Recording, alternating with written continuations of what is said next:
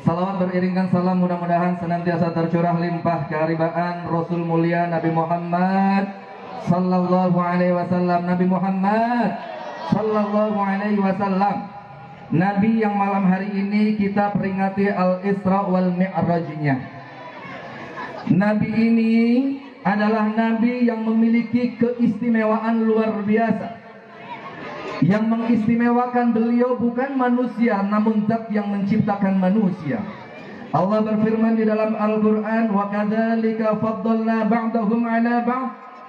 Allah sudah mengistimewakan sebagian rasul dari rasul yang lainnya. Nabi yang malam hari ini sedang kita peringati Al-Isra wal Mi'rajnya ini, di saat Nabi dan rasul yang lainnya berdoa, bermohon, bermunajat kepada Allah, Rabbi syrah li sadri, Rabbi syrah li sadri, ya Allah lapangkanlah untukku dadaku. Maka Nabi Muhammad sallallahu alaihi wasallam belum sempat berdoa agar dilapangkan dadanya, Allah jalla jalaluh yang telah melapangkan dada Nabi Muhammad sallallahu alaihi wasallam. Alam nashrah laka sadrak. Muhammad, bukankah telah kami lapangkan bagimu dadamu? Di saat nabi-nabi yang lain bermohon, bermunajat, berdoa kepada Allah, ya Allah izinkan kami untuk bisa melihat keindahan wajahmu ya Allah, Rabbi arini anzur ilaik. Belum sempat Nabi Muhammad berdoa agar melihat wajah Allah jalla jalaluh, Allah subhanahu wa ta'ala mengundang beliau mi'raj, berjumpa dengan Allah bila sitrin wala hijab. Sampai-sampai ketika di pagi harinya beliau sempat termenung, apa betul yang semalam saya saksikan adalah Allah jalla jalaluh? Turun wahyu dari Allah subhanahu wa ta'ala, ma kadzabal fuadu ma ra'a. Muhammad, hatimu tidak mendustakan atas apa yang ia lihat. Sekarang saya mau nanya, siapa ini neneng nih, saya mau nanya, siapa nabi yang terkenal dengan kegantengannya? Nabi Yusuf alaihi salatu wassalam.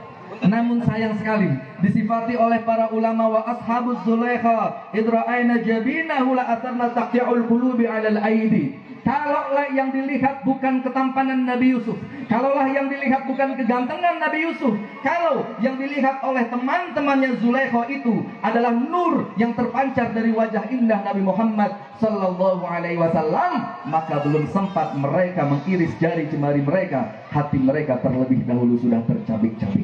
Sallu ala Nabi Muhammad. Keren nggak Nabi kita? Keren nggak Nabi kita? Jadi kalau kita sok keren udah ketinggalan. Nabi kita udah jauh lebih keren daripada kita.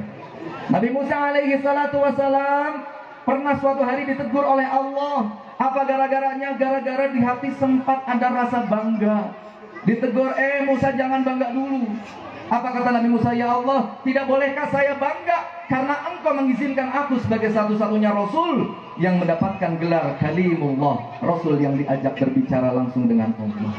Allah kemudian menyampaikan, sebentar dulu wahai Musa, nanti akan datang satu umat dari seorang Nabi yang ketika tangannya mengangkat ke atas, berdoa dengan penuh kekhusyuan, ya Rabb, wahai Tuhanku, Allahumma ya Allah, maka 70 hijab yang menghalangi antara diriku dan dirimu akan diangkat, dan kemudian tidaklah akan ada lagi hijab antara aku dengan umat itu.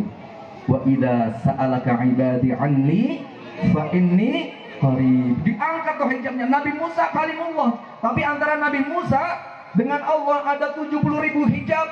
Sementara kita kalau mengangkat tangan, karena kita umat Rasulullah sallallahu alaihi wasallam, Allah angkat tuh hijab-hijabnya. Masya Allah. Jadi pengen haus ya. Bismillah. Alhamdulillah. Alhamdulillah. Alhamdulillah. Itu cara minumnya Rasulullah. Coba praktek. Praktek. Ayo yang ada minum praktek. Kita praktek minum cara Rasulullah. Tidaklah orang minum dengan cara Rasulullah selama air minum masih ada di dalam perutnya, kecuali dia akan dihindarkan dari maksiat. Ayo praktek. Praktek ayo. Air minumnya pegang. Monggo kopi pegang. Bismillah. Alhamdulillah. Bismillah. Alhamdulillah. Bismillah. Alhamdulillah. Itu cara minumnya Rasul. Minimal itu ilmu yang nanti kita bawa.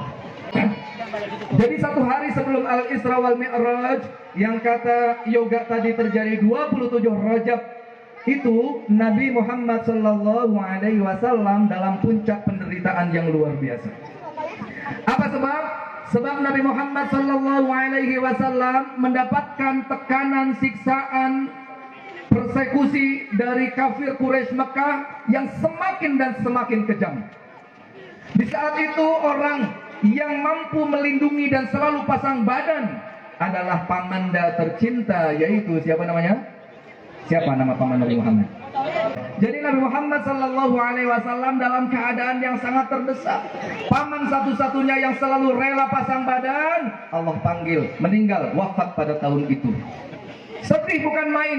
Padahal paman ini dulu pernah bahkan diancam oleh Abu Jahal, Abu Lahab, Abu Sufyan dan Abu Gosok yang lainnya. Mendatangi Rasulullah sallallahu alaihi wasallam, "Hei Muhammad, apabila engkau mau meninggalkan dakwahmu, bilang apa yang kau mau. Kalau kau ingin kekayaan, akan kami berikan separuh kekayaan kota Mekah untukmu. Kalau kau ingin kekuasaan, akan kami lantik dan kami berikan kekuasaan di kota Mekah ini untukmu. Kalau kau ingin wanita cantik, akan kami pilih dan kami akan hadirkan wanita paling cantik di kota Mekah ini untukmu."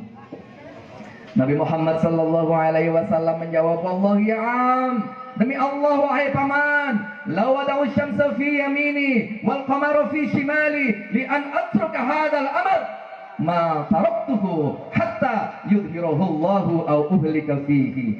Demi Allah wahai paman demi Allah, jikalau mereka harus meletakkan matahari di pundak sebelah kananku dan rembulan di pundak sebelah kiriku agar aku mau meninggalkan dakwah ini, dengar baik-baik wahai paman, ma taraktuhu, sedetik pun tidak mungkin akan aku tinggalkan dakwah ini. Sampai kapan? Hatta yudhhirahu Allahu aw uhlika fihi, sampai Allah memenangkanku atau aku harus hancur lebur di dalamnya.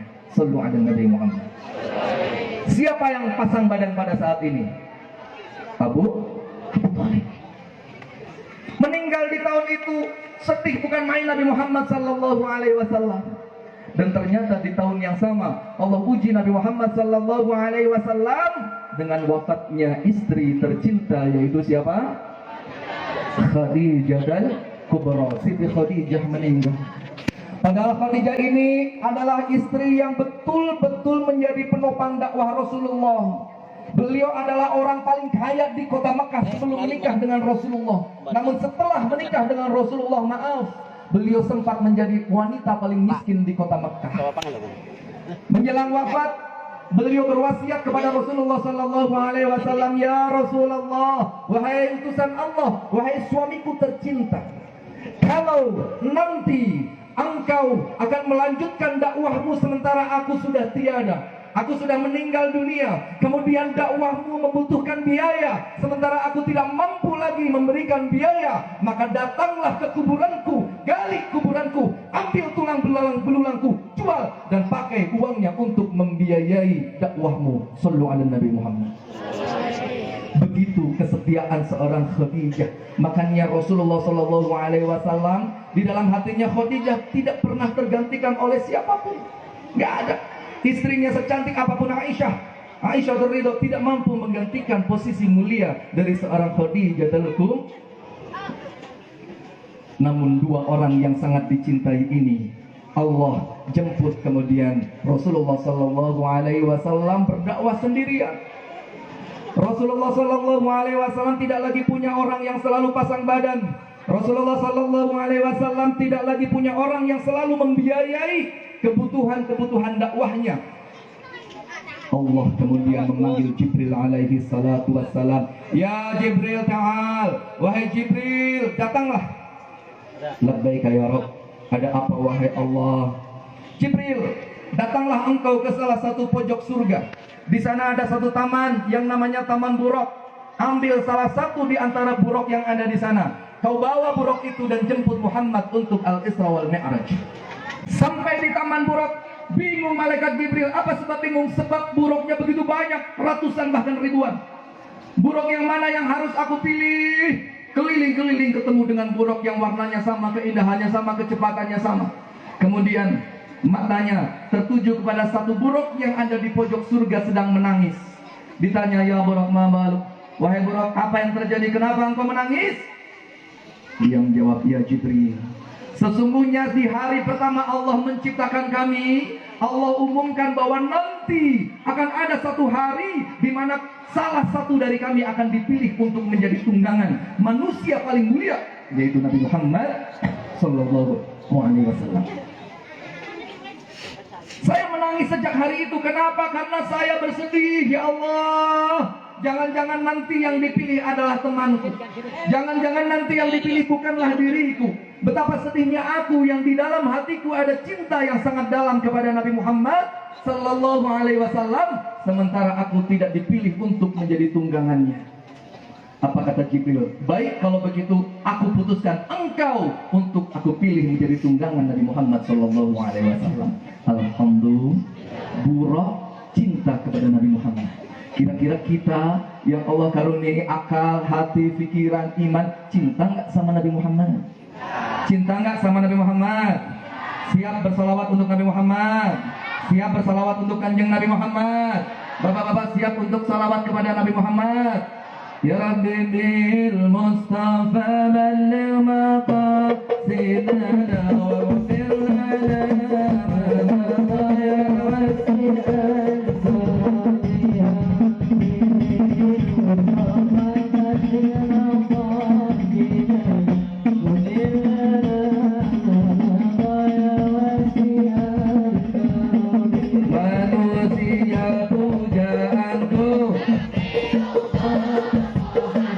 manusia harapanku Muhammad ya Rabbi bil Mustafa balligh maqasidana wa fir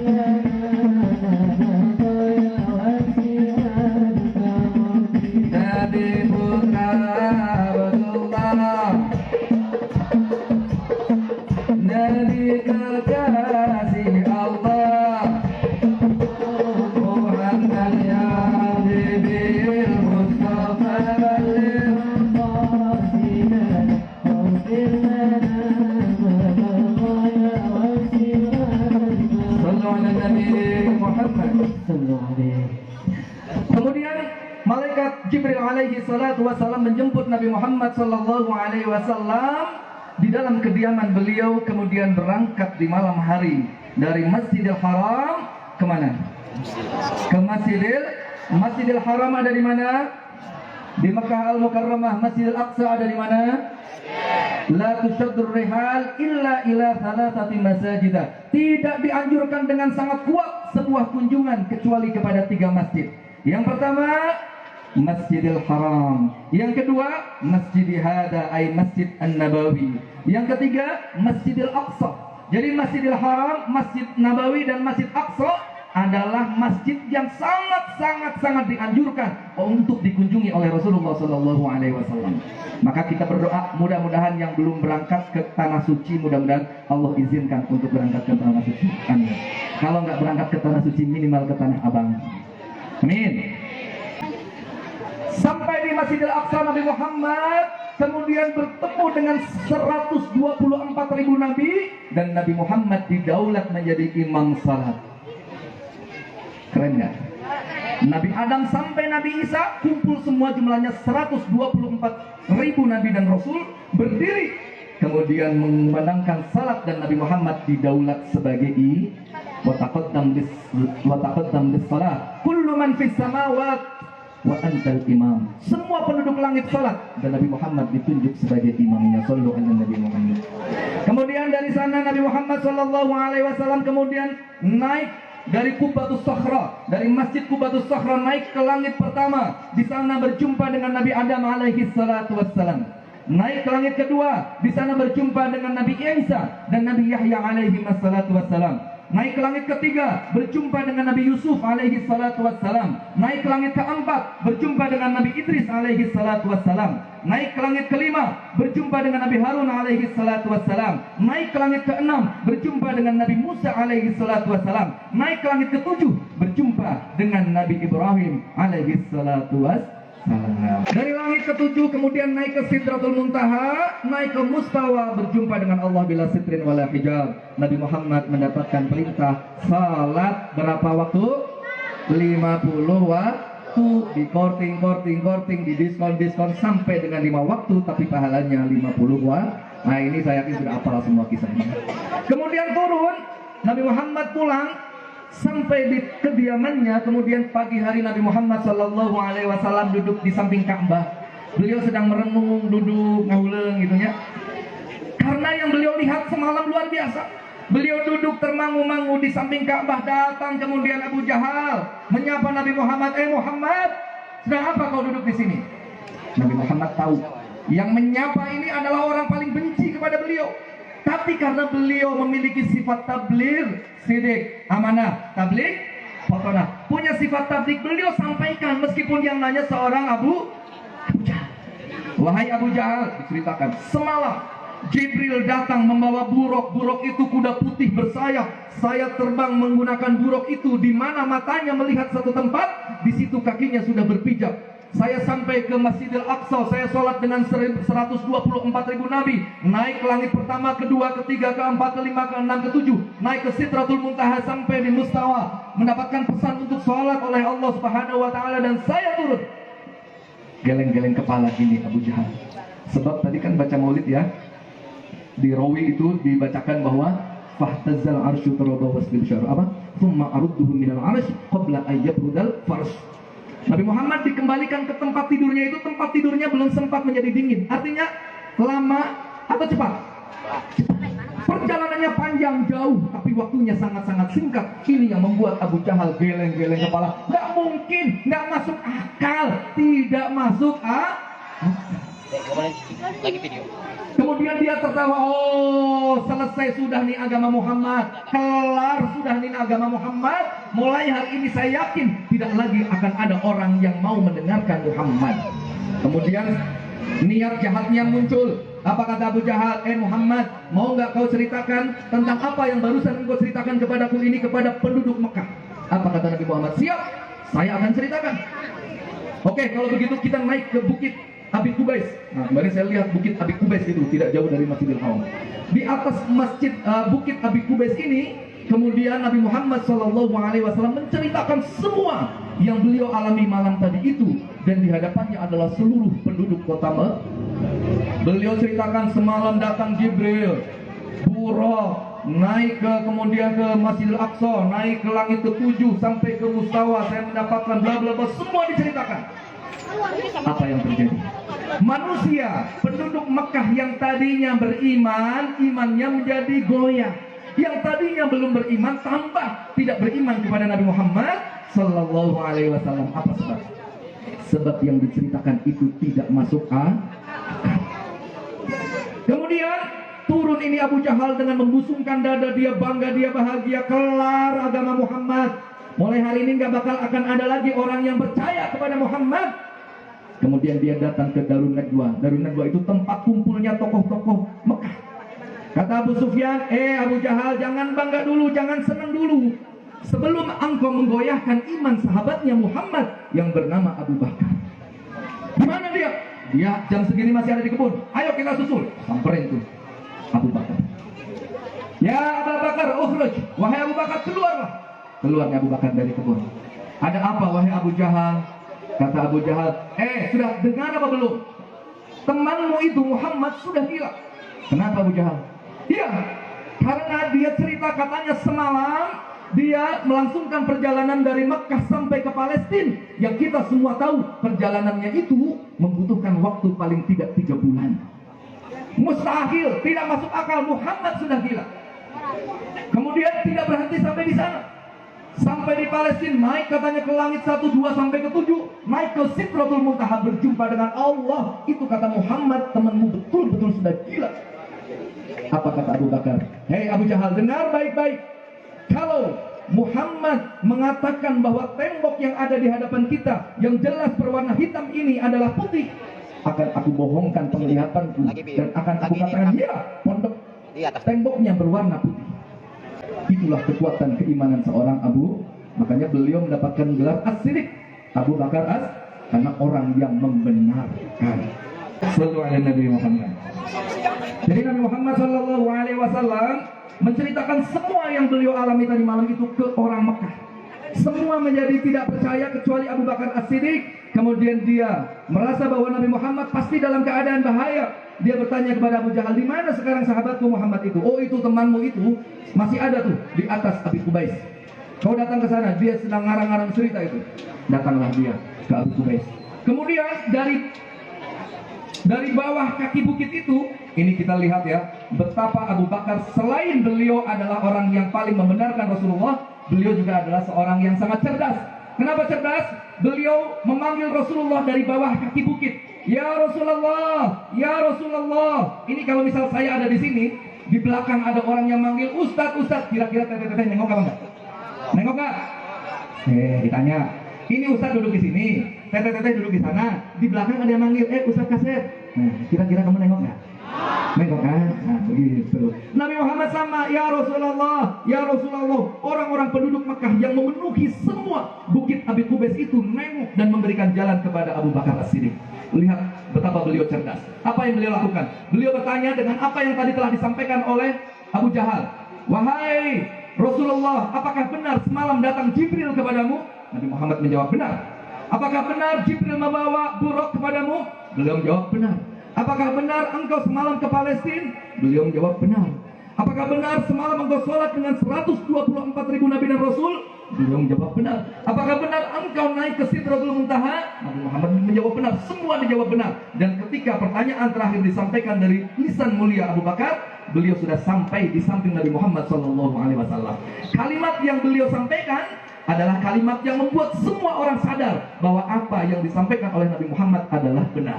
Apa yang beliau katakan? Wallah, demi Allah, ya Rasulullah, anta Rasulullah. Wahai utusan Allah, engkau adalah utusan Allah. Maka apapun yang engkau sampaikan pasti adalah benar, karena engkau adalah utusan Allah. Dan di saat itu, semua penduduk kota Mekah yang tadinya sempat ragu, sempat goyah imannya, kemudian kembali menjadi yakin.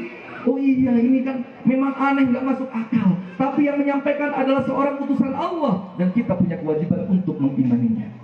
Tidak berhenti sampai di sana kecerdasan Abu Bakar. Beliau kemudian meminta izin kepada Rasulullah, ya Rasulullah, mau atau tidak kalau saya panggil tokoh-tokoh Quraisy, liila fi Quraisyin ila fihim rihlatash syita'i was shaif. Orang-orang Quraisy itu senangnya rihlah, jalan-jalan. Mereka pasti sudah tahu seperti apa Masjidil Aqsa. Saya ingin memberikan pertanyaan kepada engkau silakan jawab, dan saya akan minta pendapat kepada orang-orang yang sering berangkat ke Palestina. Apakah jawaban engkau itu benar atau salah? Apakah engkau bersedia ya Rasulullah? Iya, tentu saya bersedia. Kemudian datanglah sekitar 9 orang, 10 orang tokoh-tokoh Quraisy yang akan membenarkan atau menyalahkan pernyataan dari Rasulullah. Pertanyaan pertama, ya Rasulullah, seperti apa gerbang Palestina itu? Dijawab. Ketika Rasulullah jawab, mereka mengatakan, sadaqa Rasulullah, sadaqa Muhammad, betul Muhammad itu. Ya Rasulullah, seperti apa pintu dari Masjidil Aqsa itu? Dijawab oleh Rasulullah. Mereka menjawab, sadaqa Muhammad, betul Muhammad itu. Ketika mereka, Abu Bakar bertanya, berapa jumlah jendela yang ada di Masjidil Aqsa? Nabi Muhammad menjawab. Kemudian mereka mengatakan, betul Muhammad itu. Setiap pertanyaan dijawab dengan betul, betul, betul, dan betul. Dan saat itu orang yang tadinya tidak beriman bahkan menjadi beriman terhadap Al-Isra wal Mi'raj. Tapi sekali lagi tidak berhenti sampai di sana. Nabi Muhammad SAW kemudian menyampaikan sesuatu yang mustahil untuk ditolak dan dielakkan oleh penduduk Mekah. Apa yang beliau sampaikan? Wahai sekalian penduduk Mekah, 2 hari lagi akan datang kafilah dari negeri Syam, Palestina. Mereka akan datang sejumlah 9 unta, di mana unta yang paling depan adalah unta yang berwarna putih dan mengenakan kalung kain berwarna merah. Tanyakan kepada mereka bahwa mereka di tengah jalan itu sempat kehilangan salah satu unta yang membawa barang-barang dagangan yang sangat banyak. Kemudian aku memberitahu pada saat aku pulang Mi'raj, wahai kafilah, ontamu yang hilang ada di lembah sebelah kanan. Datangilah lembah sebelah kanan. Dan mereka mendatangi lembah sebelah kanan itu, dan mereka mendapatkan unta yang hilang itu. Tanyakan. Betul, di hari kedua setelah kejadian Bukit Abi Kubais ini, kemudian semua penduduk Mekah, yang kecil, yang remaja, yang dewasa, orang tua, laki-laki, wanita, semua berkumpul di gerbang kota Mekah. Mereka akan melihat dan membuktikan apakah benar yang dikatakan oleh Nabi Muhammad SAW. Dan ternyata betul, di hari itu ternyata menjelang sore, menjelang asar, datang kafilah 9 onta. Onta paling depan berwarna putih, di lehernya ada terkalung kain berwarna merah. Kemudian mereka bertanya, wahai kafilah, dari mana engkau? Kami dari Syam. Apa yang terjadi di tengah perjalanan? Kami kehilangan unta. Kemudian apa yang terjadi? Kami mendengarkan suara. Apa suaranya? Suara itu memberikan petunjuk bahwa unta yang hilang ada di lembah sebelah kanan. Lantas apa yang kalian lakukan? Aku mengikuti apa yang disampaikan oleh panggilan itu, oleh suara itu, dan kami menemukan unta kami yang hilang tersebut. Maka sejak saat itu tidak ada penduduk Mekah yang tidak yakin, tidak percaya dengan peristiwa Al-Isra wal Mi'raj Nabi Muhammad SAW. Sallu ala Nabi Muhammad. Iman kepada Isra Mi'raj, tapi belum iman kepada Rasulullah. Sebagian belum beriman kepada Rasulullah. Maka kita bisa melihat betapa Abu Bakar ini luar biasa. Selain setia, beliau juga punya kecerdasan yang luar biasa. Makanya Nabi Muhammad SAW pernah bertanya kepada malaikat Jibril, ya Jibril, sifli hasanati Umar. Wahai Jibril, sifatkanlah kepadaku seperti apa kebaikan Sayyidina Umar, kebaikan sahabat Umar itu. Kemudian Jibril alaihissalam menjawab, lau kanatil biharu midadan wasyajaru aqlaman lama hasartuha. Wahai Muhammad, kalau kau ingin tahu seperti apa kebaikan-kebaikan dari Umar, sahabatmu itu, ketahuilah bahwa kalau air di seluruh samudra dijadikan oleh Allah menjadi tinta, dan pohon-pohon dijadikan oleh Allah sebagai pena, agar aku menulis satu persatu kebaikan Umar bin Khattab, lama hasartuha, niscaya tidak mungkin akan aku mampu menghitungnya dari banyaknya kebaikan Umar. Kemudian Rasulullah bertanya, ya Jibril, sifli hasanati Abi Bakrin. Kalau begitu ya Jibril, berikan kepadaku, sifatkanlah kepadaku seperti apa kebaikan Abu Bakar itu. Apa jawab malaikat Jibril? Umar hasanatun min hasanati Abi Bakrin. Umar yang kebaikannya sangat banyak itu, yang kalau air di seluruh samudra dijadikan tinta dan pohon-pohon dijadikan pena agar mampu menulis kebaikan satu persatu dari Umar itu, kebaikan yang segitu banyak hanyalah satu bagian dari sekian banyak kebaikan-kebaikan Abu Bakar. Kenapa? Karena di saat banyak orang tidak percaya kepada Rasulullah, Abu Bakar hadir menjadi salah satu orang yang percaya kepada Rasulullah. Di saat kebanyakan orang menghindar menjauh dari Rasulullah, Abu Bakar hadir sebagai orang yang paling dekat dengan Rasulullah SAW. Maka sampailah kita pada hikmah Al-Isra wal Mi'raj. Jadi hanya ada 3 hikmah Isra Mi'raj yang akan saya sampaikan pada malam hari ini. Yang pertama, coba sebutin sama-sama. Isra Mi'raj. Sebutin sama-sama. Isra Mi'raj mengajarkan kepada kita hidup itu tidak harus masuk akal. Yang penting masuk iman. Ucapin sama-sama dengan suara yang keras. Hidup itu tidak harus masuk akal. Angkat tangannya begini. Tidak harus masuk akal. Sini. Tidak harus masuk akal. Yang penting masuk iman. Yang penting masuk Al-Isra wal Mi'raj kita terima dengan akal, tidak mungkin bisa masuk akal. Hanya bisa diterima dengan iman. Makanya hidup kita hari ini masih susah, masih sulit karena kebanyakan kita ngandalin akal daripada iman. Kita bilang, ya Allah utang saya banyak, ya Allah gimana bisa ngangsur utang saya, gimana bisa lunasin utang saya, sedangkan gaji saya sebulan cuma 4 juta ya Allah. Dapur 1 juta, cicilan motor 1 juta, kemudian apalagi anak-anak sekolah 2 juta, saya cuma 500 ribu itu cuma buat bayar listrik ya Allah, mana cukup ya Allah. Itu kata apa itu? Kata akal. Iman beda lagi. Kalau Allah sudah berkehendak, kun fayakun. Allah sudah berkehendak, jadi semua akan terjadi dengan skenario Allah, dengan matematika Allah, dengan kalkulator Allah. Kalkulator langit beda dengan kalkulator bumi. Matematika langit beda dengan matematika bumi. Matematika bumi 1 tambah 1 sama dengan 2. Matematika langit 1 tambah 1 sama dengan 100.000, sejuta dan seterusnya. Sallu ala Nabi Muhammad. 2020 saya masih di pesantren. Saya di pesantren dari tahun pertama tahun 2000 sampai 2000, tahun 2001 ya, sampai 2010 berarti 9 tahun. Di tahun ke-10 saya baru dijenguk. Jadi 9 tahun saya mondok nggak pernah dijenguk. Halo, siapa yang jarang dijenguk di pondok nih? Nah, nggak dijenguknya berapa bulan?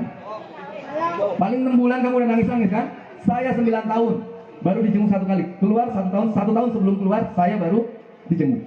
Saya punya kasur baru di tahun ke-9. Jadi tidurnya di mana? Sajadah.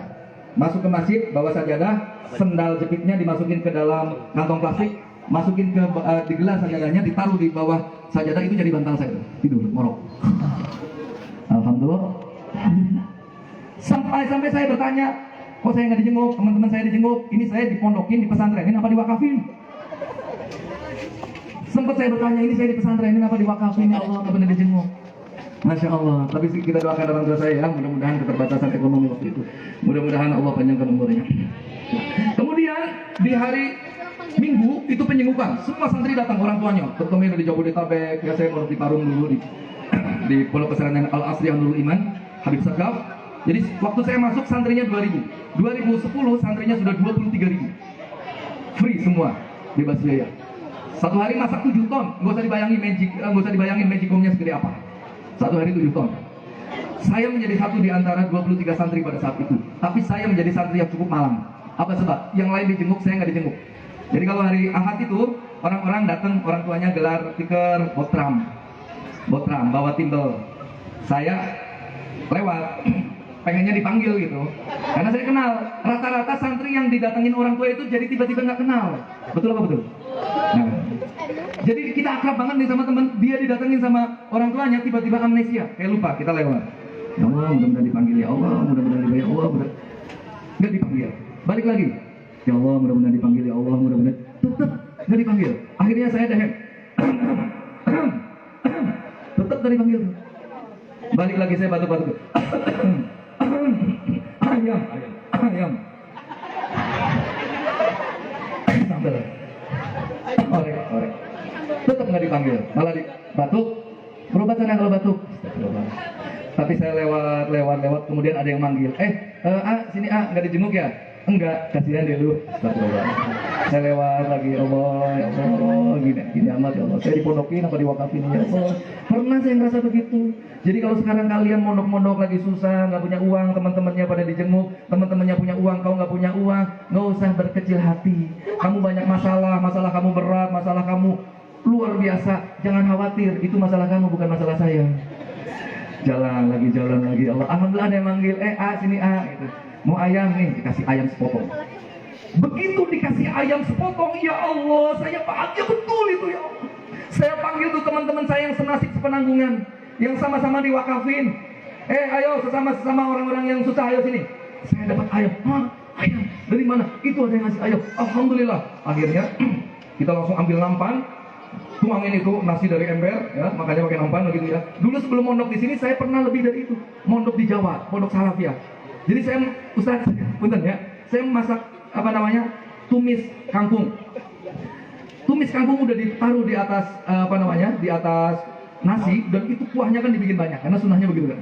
Itu tiba-tiba ada ayam dari comberan, kakinya hitam, lompat langsung di atas nampan itu, pas keluar kakinya udah bersih. Kira-kira itu tetap dimakan apa enggak? Dimakan, sambil merem, Allahumma barik lana fi ma razaqtana. Gue usah dibayang-bayangin lah ya. Nah ini sama nasibnya, begitu nasinya sudah ada di nampan, 12 orang mengelilingi nampan itu, ayamnya cuma 1 potong, saya taruh di atas nampan itu, tiba-tiba naudzubillah, nggak tahu kucing siapa ini, yang jelas kucingnya nggak pernah belajar taklimul muta'alim. Ada kucing lompat ngambil ayam satu-satunya kita, ya Allah, sedih betul saya. Kenapa bukan ayamnya orang-orang Jakarta itu yang diambil? Ini kan satu-satunya, kenapa diambil ya Allah? Kita tinggal diam, tidak bisa. Dikejar itu kucingnya. Begitu udah deket, saya tampol itu pantatnya kucing. Lompat itu, guling-guling kucingnya. Ayamnya ikut guling-guling. Ayam yang tadinya cuma sepotong, jadi tebel loh dari segini. Campur sama tanah. Dicuci apa enggak? Cuma diketrokin doang ke tiang ini. Trok. Langsung Allahumma barik lana fi ma. Sehat loh. keramat, ada doa dari Ustadz di sini, makanya kamu suruh minum air apa saja. Kalau ada doa dari apa harus minum. Ada sisa makanan, makan. Atharul mu'min barokatuh. Sisa dari orang beriman itu berkah. Apalagi orang beriman itu adalah ajengan guru kamu, ada Ustadz Manggot di sini. Berkah. Yang hari ini hilang adalah adab. Banyak orang pintar tapi kurang adab. Makanya di pesantren, alhamdulillah nih anak-anak kita di pesantren, insya Allah selain belajar ilmu juga belajar adab. Nah, ini hikmah yang pertama. Al-Isra wal Mi'raj mengajarkan kepada kita hidup itu tidak harus masuk akal, yang penting masuk iman. 2010 saya dipanggil oleh Al-Alim Al-Allamah Al-Habib Sagaf bin Mahdi bin Syekh Abu Bakar bin Salim. Saya diamanahi saat itu menjadi Roisul Ma'had. Dipanggil, Faid ta'al. Nanti Abah, Faid, kau ini malam hari, Abah pulang. Jadi Abah kalau pulang itu suka habis makan dari mana itu bawa kantong plastik isinya tulang ayam. Tulangnya itu sebenarnya buat kucing. Nah saya suka nungguin tulang. Nah kalau tulangnya dikasihin ke saya maksudnya buat kucing, nah saya suka gigitin dulu tuh tulangnya, karena masih ada sedikit daging-dagingnya gitu. Agak anget-anget gimana gitu ya. Lumayan lah, baru dimakan sekali gitu ya. Nah kalau udah bersih banget, udah bersih emang gak ada dagingnya, itu baru jatahnya kucing gitu. Nah mungkin saya dendam ke kucing yang dulu waktu awal-awal pernah menjarah satu-satunya ayam saya itu. Nah kemudian saya ditanya sama Abah, Faid, kau nanti kalau keluar dari pondok 4 pesan Abah. Apa Abah? Yang pertama, kau bikin pondok. Bikin pondok. Dalam hati saya bertanya-tanya, gimana caranya bikin pondok? Saya masuk ke pondoknya udah santrinya udah 2000, udah gede. Saya nggak ngerti cara ngerintisnya gimana, bingung. Saya mau tanya nggak berani, adab. Saya nggak mau tanya nggak berani, ada adab di situ. Saya cuma mengatakan labbaik Abah, iya baik Abah, insya Allah Abah. Yang kedua Faid, kalau nanti kau keluar dari pondok, kau bikin pondok. Yang kedua bikin pondoknya gratis tanpa biaya. Aduh, ya Allah, dari mana duitnya nanti kalau tanpa biaya ya Allah? Bingung, mau nanya nggak berani, nggak sopan. Yang ketiga, nanti kalau kau bikin pondoknya gratis. Yang ketiga, nggak boleh berhenti membangun. Nah, ini amanah berat banget. Ya Allah, bukannya semen itu dibeli pakai uang, nggak pakai daun ya Allah. Gimana caranya ya Allah?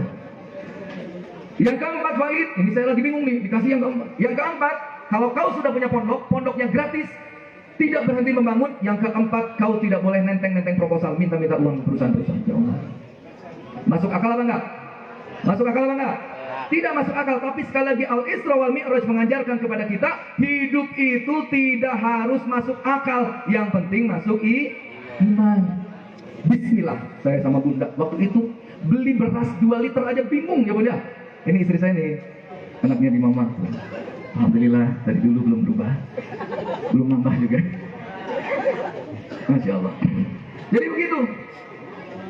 Jadi beli beras aja 2 liter aja susah. Kalau ada tukang sayur, saya beli seikat kangkung itu udah nggak berani beli sawi, karena jatahnya hanya untuk satu jenis sayur saja.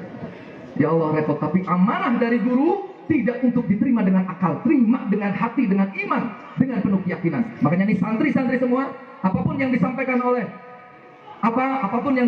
kiai kita, apapun yang disampaikan oleh guru kita, oleh ajengan kita, sami'na wa ata'na. Apa? Terima dengan iman, jangan dengan akal. Masuk akal enggak? Caranya gimana? Prinsipnya, ucapin sama-sama. Gimana entar, jangan entar gimana. Kalau selalu kita berpikir entar gimana, bangunnya gimana, duitnya dari mana, entar gimana, enggak jalan-jalan.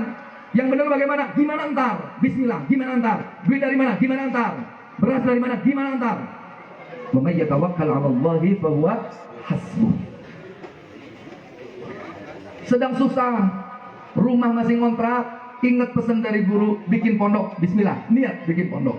Ya, cuma tempat-tempat ngaji kecil, ngajar alif-alifan. Bismillah. Bismillah. Sisanya sih itu udah habis. Berkah. Alhamdulillah. Mohon doanya apa ya nanti? Mohon doanya kami alhamdulillah diamanahi 330 santri yang tinggal dan bersekolah di Pondok Pesantren Baiti Jannati Sukabumi. Nanti mudah-mudahan Bapak Ibu ada waktu boleh kita main ke sana. Kenapa bisa terjadi? Karena hidup sekali lagi tidak harus masuk akal, yang penting masuk iman. Ustadz, kenapa masalah saya nggak kelar-kelar? Padahal ibadah saya baik, ibadah saya bagus, tahajud saya nggak pernah putus, duha saya jalan terus. Kenapa Ustadz masalah saya nggak kelar-kelar? Ya, karena Allah tahu kalau masalahmu dibikin kelar, ibadahmu juga dibikin ke. Ustaz, kenapa utang saya nggak lunas-lunas? Padahal sholat duha saya jalan terus.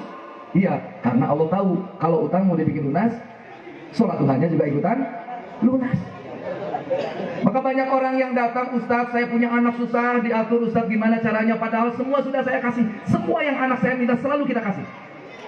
Saya balik, justru karena ibu memberikan semua apa yang diminta oleh anak ibu, maka itu yang menyebabkan anak ibu hari ini menjadi anak yang membangkang. Ini hati-hati nih, ibu-ibu bapak-bapak. Jangan merasa bangga kalau bisa memberikan segalanya kepada anak. Hati-hati, itu menjerumuskan. Sekali lagi itu menjerumuskan, hati-hati. Tapi saya doakan mudah-mudahan kita semua punya putra putri soleh-solehah. Amin.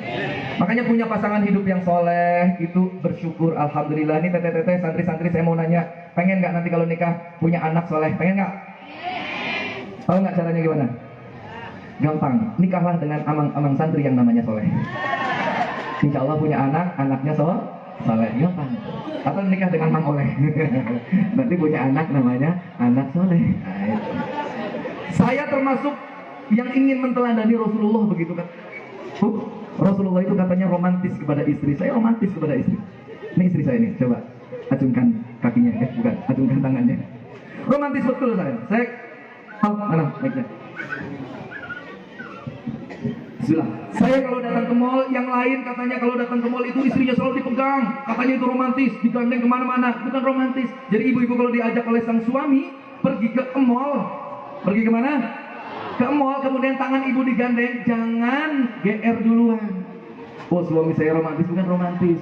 Ibu-ibu, suaminya itu takut ibu-ibu ngambil tas, ngambil gamis, ngambil sepatu, ngambil jam tangan. Makanya dipegang tuh, biar nggak belanja apa-apa. Kalau saya masuk ke mall, saya lepas ke istri saya, silahkan, bebas. Dia mau nunjuk tas paling mahal, silahkan. Nunjuk gamis paling mahal, silahkan. Nunjuk sepatu paling mahal, silahkan. Nunjuk apa lagi? Hah? Nunjuk tas yang paling, dompet yang paling keren, silahkan. Nunjuk doang mah gratis. Tapi kalau beli, nanti dulu. Jadi nunjuk doang. Jadi ibu sama bapak, ketahuilah bahwa hari ini banyak suami yang mudah marah kepada istri sendiri dan dia mudah ramah kepada istri orang lain. Dan ibu-ibu banyak istri yang mudah ramah kepada suami orang lain dan mudah marah kepada suami sendiri. Harusnya dibalik. Orang pertama yang berhak mendapatkan kebaikan dari kita adalah suami dan istri kita. Ketika istri kita, suami kita mendapatkan perlakuan terbaik dari kita, insya Allah akan tercipta keluarga sakinah mawaddah warahmah, sehingga semua masalah yang terjadi di dalam rumah tangganya insya Allah akan Allah selesaikan dengan cara terbaik dari Allah Jalla Jalaluhu. Kan hari ini yang jadi masalah itu, harusnya kita mencari apa yang salah, bukan siapa yang salah. Karena kalau yang kita cari siapa yang salah, nanti jadi saling menyalahkan. Suami sama istri saling menyalahkan. Nih ibu-ibu, anak-anaknya sore-sore udah mandi, udah rapi, pakai bedak, pakai minyak rambut, udah klimis, udah ganti baju, lari-larian dikasih tahu sama kita, nah jangan lari. Anak kita tetap lari-lari, akhirnya jatuh. Nah begitu jatuh, akan ada 4 tipikal ibu-ibu. Ini kira-kira ibu-ibu masuk dalam tipe yang mana? Ibu-ibu yang pertama akan marah. Dasar, dari tadi saya udah kasih tahu, jangan lari-lari. Kenapa kamu lari-lari? Ketahuilah, ibu dengan tipe seperti ini, dia tidak sadar sedang menciptakan anak yang self-blaming. Apa? Self-blaming, selalu menyalahkan diri sendiri. Akhirnya dia akan tumbuh menjadi anak yang takut untuk mencoba, takut untuk melakukan sesuatu, kurang percaya diri. Ibu jenis kedua, anaknya jatuh.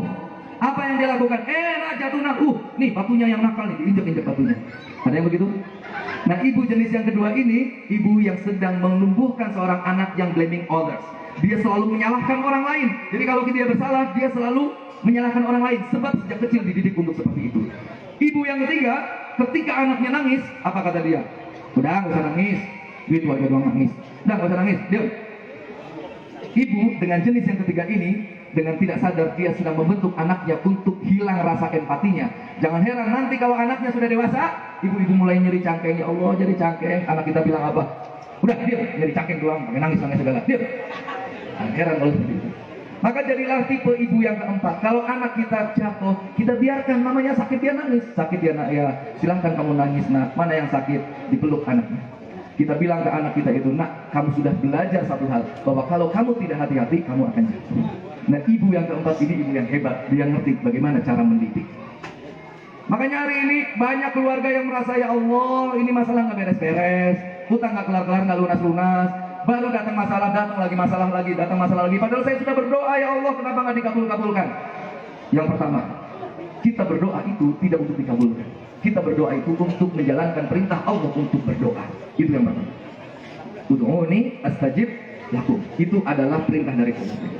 Ustaz, saya sudah berdoa, kenapa nggak dikabul-kabulkan? Ketahuilah, Sayyidina Ali karramallahu wajhah pernah menyampaikan, saya kalau berdoa dan doa saya dikabulkan, saya bersyukur 1 kali. Tapi kalau doa saya tidak dikabulkan, saya bersyukur 10 kali. Sahabatnya bertanya, wahai Ali, apakah tidak terbalik? Tidak sama sekali.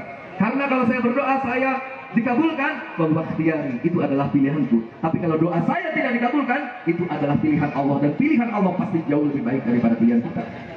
Ustaz, saya sudah berdoa, kenapa tidak juga dikabulkan? Ketahuilah bahwa Nabi Yunus, seorang nabi, seorang rasul, ditelan ikan nun 40 hari 40 malam, berdoa dengan doa, dengan tobat yang sangat indah, la ilaha illa anta subhanaka inni kuntu minadh dhalimin. Dikabulkan? Tidak langsung dikabulkan.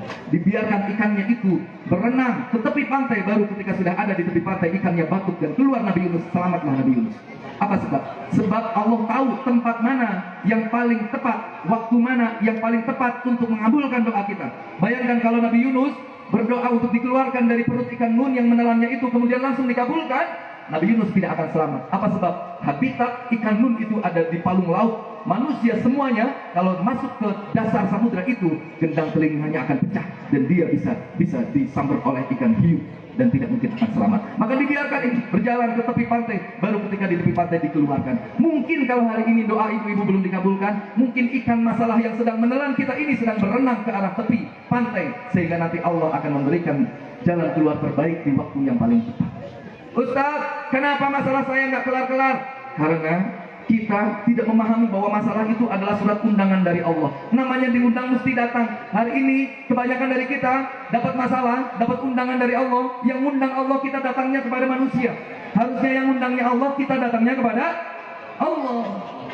Innallaha yaghar wa ghairullahi ma kana al-'abdu ya'ti fi ma haramallahu lahu. Allah itu maha pencemburu, dan kecemburuan Allah itu terjadi apabila seorang hamba itu berbuat dosa, berbuat sesuatu yang diharamkan oleh Allah Jalla Jalla. Jadi bagaimana Ustaz kalau kita sedang punya masalah di Isra Mi'raj ini? Masa sih keluar dari pengajian rela dingin-dingin begini, rela ngantuk-ngantuk ditahan begini, masa tidak bisa menjadi wasilah Allah berikan jalan keluar masalah? Baik, ibu dan bapak sekalian, kebanyakan kita tidak segera keluar dari masalah karena kita sibuk mencari jalan keluar masalah. Padahal Allah tidak sekalipun memerintahkan kepada kita untuk mencari jalan keluar masalah. Jadi kalau kita sedang ada masalah, jangan cari jalan keluar masalah. Apa sebab? 1, Allah sudah menyediakan jalan keluar masalahnya. Yang kedua, kalau kita sedang punya masalah, jangan cari jalan keluar masalah. Sebab Allah hanya memerintahkan kepada kita untuk bertakwa. Kemudian Allah hadiahkan kepada kita jalan keluar masalah. Wa may yattaqillah yaj'al lahu makhraja. Kalau kau ingin jalan keluar terbaik dari Allah, satu saja yang kita lakukan, bertakwa. Kerjakan semua perintah, jauhi semua larangan. Wattaqullah wa yu'allimukumullah. Takwa saja, kau cukup takwa kepada Allah, nanti Allah yang kasih tahu gimana caranya lunasin utang, gimana caranya bayar cicilan, gimana caranya kasih biaya sekolah anak-anak kita. Kalau hari ini kita masih ngandalin otak, sudah diingatkan oleh para ulama, termaktub di dalam Nasaihul Ibad karangan Al-Imam An-Nawawi, At-Tanari, Al-Bantani, Al-Jawi, Asy-Syafi'i. Ulama mengatakan, man i'tasama bi aqlihi dhalla, barang siapa yang menyandarkan hidupnya pada akalnya dia akan sesat. Wa man istaghna bi malihi dhalla, dan barang siapa yang merasa cukup dengan hartanya dia akan dibikin tidak cukup. Wa man 'azza bi makhluqin dhalla, dan barang siapa yang merasa hebat dengan adanya makhluk bersandar kepada manusia, maka dia pasti akan dibikin oleh Allah menjadi manusia yang hina. Na'udzubillah, tsumma na'udzubillah. Maka hikmah Al-Isra wal Mi'raj pada malam hari ini, kita sadar betul bahwa hidup ini semua ada dalam genggaman Allah. Nasib kita ada dalam genggaman Allah. Kehidupan kita, kematian kita ada dalam genggaman Allah. Jangan sekali-kali merasa kita mampu untuk merubah hidup kita. Serahkan semua kepada Allah. Kewajiban kita hanya berikhtiar, berusaha semampu kita. Terimalah kehidupan ini dengan iman, bukan dengan akal. Karena Al-Isra wal Mi'raj mengajarkan kepada kita untuk memahami bahwa kehidupan tidak harus masuk akal. Yang penting masuk ke dalam iman. Mudah-mudahan kita berdoa semuanya, yuk angkat tangan semuanya. Mudah-mudahan yang hadir di tempat ini, yang sedang sakit mudah-mudahan Allah sehatkan badannya. Yang sedang punya kesulitan mudah-mudahan Allah berikan kemudahan. Yang sedang punya hajat mudah-mudahan Allah kabulkan hajatnya. Yang sedang gelap, sedang jauh dari petunjuk mudah-mudahan Allah berikan hidayah terbaiknya. Yang sedang ingin punya keturunan mudah-mudahan Allah karuniakan keturunan soleh-solehah. Yang sedang ingin membangun pesantren mudah-mudahan Allah mudahkan dalam membangun pesantren. Yang sedang ingin bisa berdakwah mudah-mudahan Allah mudahkan dalam berdakwah. Yang sedang ingin menghafal Al-Quran mudah-mudahan Allah mudahkan dalam menghafal Al-Quran. Yang sedang ingin bisa membaca kitab kuning mudah-mudahan Allah mudahkan dalam membaca kitab kuning. Yang sedang punya hutang mudah-mudahan Allah lunaskan hutangnya. Yang sedang dimusuhi, yang sedang difitnah mudah-mudahan Allah berikan perlindungannya. Ya Allah ya Rabbana, dekatkanlah kami dengan kebaikan orang-orang soleh, jauhkanlah kami dari kejahatan orang-orang zalim. Ya Rabbana, tolonglah saudara-saudara kita di Palestina ya Allah. Allahumma a'izil Islam wal muslimin. Allahumma ansur ikhwanal muslimin al mujahidin fi Gaza. Allahumma ansur ikhwanal muslimin al mujahidin fi Palestin. Allahumma ansur ikhwanal muslimin al mujahidin fi kulli biladil muslimin. Bi rahmatika ya arhamar rahimin. Al-Fatihah. A'udzu billahi minasyaitonir rajim. Bismillahirrahmanirrahim. Alhamdulillahirabbil alamin. مالك يوم الدين إياك نعبد نعبد وإياك ونستعين نستعين. صراط المستقيم صراط صراط الذين الذين أنعمت عليهم غير المغضوب عليهم ولا الضالين. Kepada para guru, para kiai, para ajengan, saya mohon maaf sebesar-besarnya. Tentu banyak perkataan perbuatan yang tidak berkenan kepada jamaah sekalian. langsung beres apa? Mudah-mudahan kita mendapatkan rahmat dari Allah. Langsung beres apa jamahin dulu. Assalamualaikum warahmatullahi wabarakatuh.